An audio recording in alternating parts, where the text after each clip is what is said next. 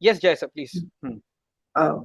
Just a basic question. Like in India, we have, let's say, for a cement company, if their current emission is 5 tons of CO2, they have been given a target of 4.5.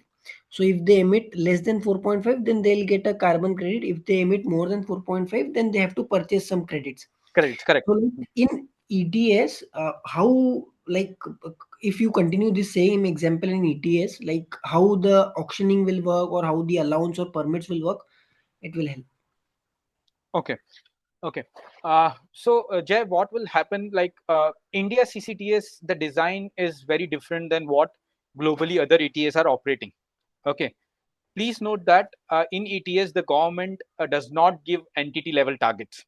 As you can see, the first step which they determine is the cap at a jurisdiction level. Say in EU, only such amount of emissions can be emitted, such quantity of emissions can be emitted, and of course the cap reduces. That is the first step where the targets are set at a broad cap level. Now the second part is that the benchmarking basis which the allocations are made for the emission permits, which means that if there are 100 cement plants in the country or in the EU region, each cement plant is going to get the emission permits basis the top 10% or the top 10 efficient plants in the region. So if you are a cement plant which has say 900 kg CO2 per ton of cement, and say Ravi is the best plant in the country, and he has 500, so you will get the allowance basis 500 into your production, which means you are already on short of the emission permits than what Ravi is at, because you are getting the emission permits basis the best top 10 in the country, so you already have to buy excess permit from the market because you are inefficient plant. That is one.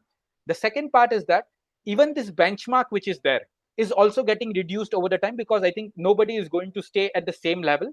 And the government also has introduced in EU that the benchmark which they determine for 2020, every year that benchmark will also reduce by 2%.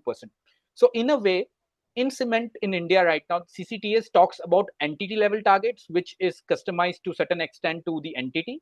But in EU, it is a slightly different. You are getting the credits based on benchmark, you are getting based on caps which are allocated, and eventually you have to pay for every ton of CO2 which you are emitting.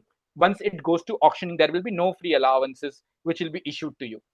But because of that reason, in India we only play on the delta part, but in EU they try to monetize or put a price on every ton of CO2 which they are emitting. So that is the key difference, and once we discuss on CCTS you will get a better understanding. And also my request would be, if you are connected with me on LinkedIn, there is a recent article which I have written on how EU ETS and CCTS are different. You can read that. In case you have any more questions, you can reach out to me, Jay. I can say that. Okay. Sure. Thank you so much. Okay.